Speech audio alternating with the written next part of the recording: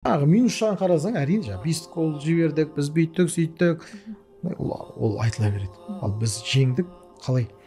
Соны көріп, біздің қаншама жастардың үміт оты оянды. Біз олай жасай алады екенбіз ғой. Кеше 18 жастағы Шерхан қақпада тұрып бергенде, жұрттың баласы дегендей, Шерхан тұрып беріп жатыр ғой қақпада. Тіпті бес қол жіберсе. Намысынан айналайын сол.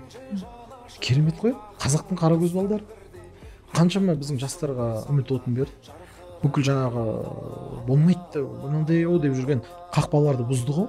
Біздің балалар барып көрді, олардың өмір бойы ертең есінде қалады. Екіншіден, қандай да бір іс жасайын десе, мүмкін екеніне сеп болатындай іс болды да. Мен солай. Бір андай бәріміз бір ұйқыдан оятты, дүр сілкіндірді.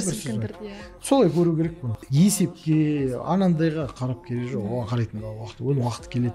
Біздің аулада да той болады дегендей. Мұның өзі үлкен той. Жастарымыз жігерлі болу керек біздің. Қорықпау керек, ешнәрсені жасау керек. Энергиясы тасып тұру керек. Сол энергияны өзіңнің қойған мақсатыңа жұмсау керек.